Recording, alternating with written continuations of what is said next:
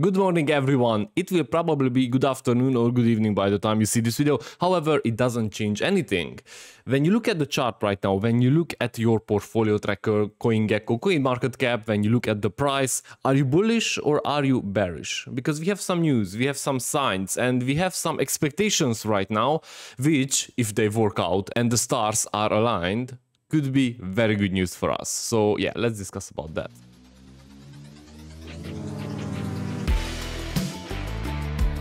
So today we are going to talk about the price, we are going to talk about one particular news which is very interesting and I saw that coming.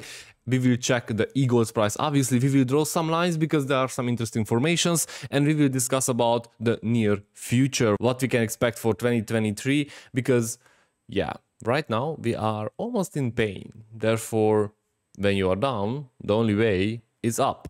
Let's check the chart. So as you can see, we are here at the Bitcoin USDT. Now we didn't see any major news coming out, however we do have one which is particularly interesting and people picked it up. However, I do not think that that caused the news or the price jump. In my humble opinion, the reason for this price jump to 28,000, almost 28, it was like 27,500, I'm sorry. It was because the price was compressed for a very long time. And the thing is that when you accumulate for a long time, when you have good news, when everything just comes together and we didn't even have the very good news, or we didn't have the culmination point for the good news, then the price will react at one time.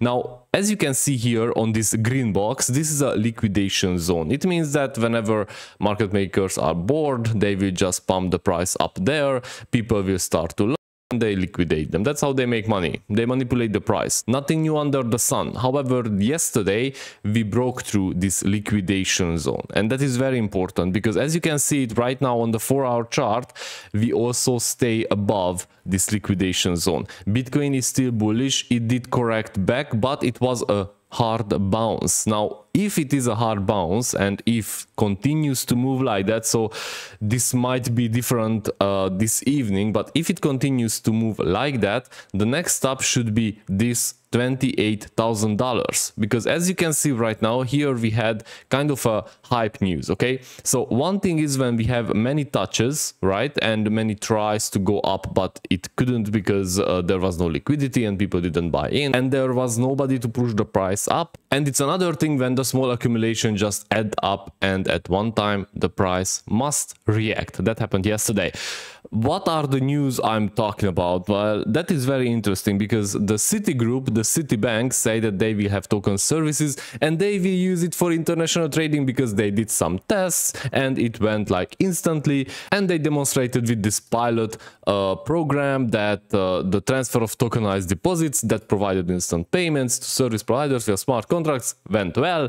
And yeah, now they are focusing on this part, and obviously this is not a big news, shouldn't be a big news because they are preparing that. Okay, it's the same as countries are preparing for CBDCs for like 5, 6, 7 years. Just for your information, Citibank also has a subsidiary, a whole department which is a VC company. Yes, they invest in crypto and nobody knows about that. So, and if you ask me how I know about that, let's just say I had somebody who worked for them and he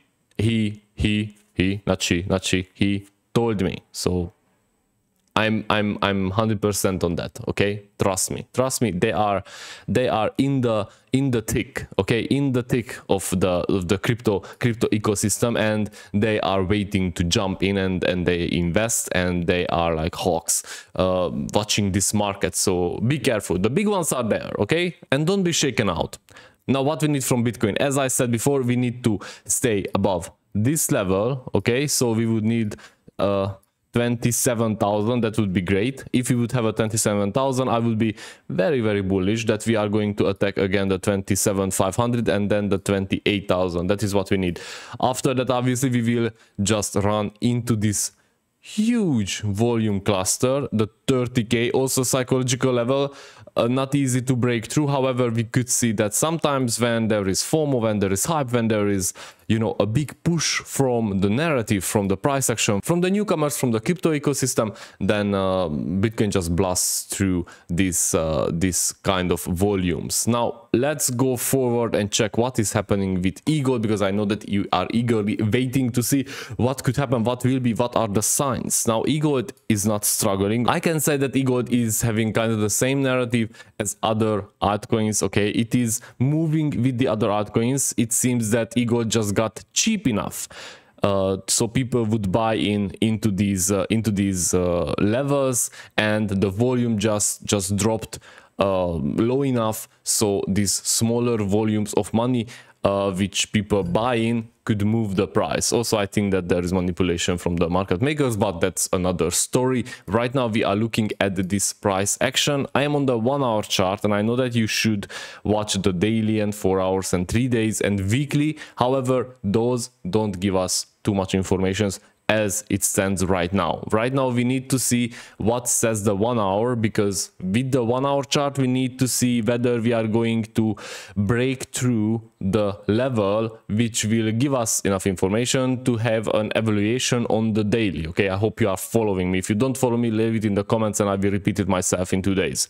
Now, I don't know if anybody recognizes this pattern, but for me, this looks very much like a triangle, okay? I'm just gonna put a line here, and I'm going to put another line here, okay? And we kind of have almost a symmetrical triangle. It's not very symmetrical, but it doesn't really matter. Triangles can be all shapes and forms as long as it's a triangle, okay? And it's not a circle, because that would be a very weird triangle. Now, I want to measure what will be the price target for the breakout. This is not a conservative one, okay? This is quite an optimistic one. And just to be on the safe side, and because I don't want to overhype you guys, I'm gonna pull this a bit further to the front, because sometimes the price targets which are too optimistic, the price doesn't reach it. So let's say that we will have a breakout from here, okay? And here comes the funny story. So brace yourself or sit down or something. If the price breaks out somewhere here, even with this conservative price target, one, we will go through this liquidation zone, okay? And that is crucial for us to have a trend pivot, okay? This is the zone where we will start talking about, yeah, it might go up. This is the zone, okay? So far we don't talk about that. So far we are just like, it is trying to break back into the falling wedge. So this is the zone which brings a bag of hope to us, okay? Just keep that in mind. Also, as you can see on the Fibonacci, there is a resistance there. Now, if we put this in a optimistic way, and the price breaks out, then the price target is above this resistance, is above this liquidity zone. However, it will jump into this one. This is not really a problem right now. It is a support, obviously, and now it is a resistance. Therefore, we will have some battles. However, it's much better to be return from this level and confirm here, for example, and then try again there, than being rejected in this zone, because if it gets rejected again, that will just exhaust the buyers, and I do think that we will go down again and revisit the $23 or 22s. So this is my prediction. I think that EGLD will break out, hopefully, today from this triangle. Obviously, if it breaks out to the downside, then the price target is $24. Now, just to make sure that everyone understands, and it is kind of funny how the price targets for different candle formation works. You see, the price target for the triangle is also coinciding with this support. So if we break out, this is the level where I would take profits if you short. I mean, I will probably short it. I did short it yesterday. I got taken out. Okay, I lost some money, but it was my stupidity, because I should not have shorted this way. Now, can we have a secondary confirmation of a breakout? Okay, how can we check it? Now, if you see this pattern, this smaller pattern, okay, you will probably notice another formation, and that is a double bottom. Now, double bottoms are very easy. It needs to look like a W, and the second bottom should be higher than the first one, which we have, okay? This is the double bottom. Tuck, tuck, tuck, tuck. Okay, now double bottom is valid if the price breaks out from the neckline and confirms. It broke out, it confirmed, we are there. Okay, we are on spot for a rally. Now we will check with this double bottom, do we have a chance in breaking out from this triangle? Okay, now if I take this line and I put it to the neckline, it says that the price target for this double bottom should be somewhere at the $26. Now, if it's $26 and the double bottom works, then it will just give us the confirmation of a breakout from the triangle, which gives us a good price prediction of the above liquidity zone, which could signal us the trend pivot. Okay, lots of ifs, lots of coulds, lots of mights, but this is what we have. Okay, we only have like a straw to grab on, so go with it. Therefore, what I'm watching right now is, first, do we reach the 26.3, something there? Do we hold that price? If it's yes, then amazing.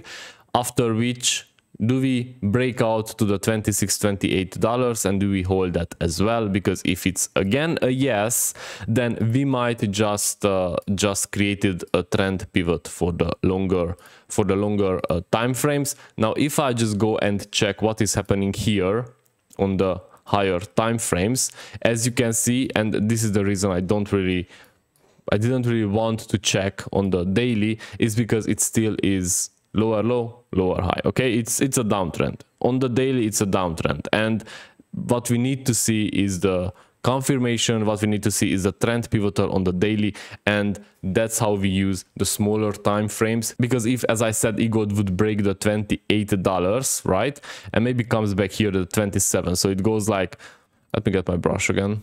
So it goes like this, and confirmation here. That is, my friends, a higher low, and that means that we have a trend pivot.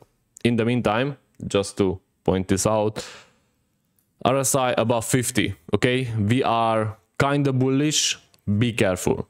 Be careful, because these times, yeah, anybody can dump any coin on you. Be careful with the longs, with the shorts, because this is the time when people are trading, and people will just long it with 100x leverage because they want to make back their money. They lost money, and the over leveraged asset always does a long or short squeeze. It will take you out, it will liquidate you, or you will lose a lot in your stop loss, which is obviously big one because of the big leverage, because of leveraging it with 10, 20, 25, 50x. So yeah, be careful for that. Okay, everyone, thank you very much for watching. That's all for today. Don't forget to press the subscribe button if you like the content, obviously. And see you on Thursday, or maybe even before. We will see. Bye.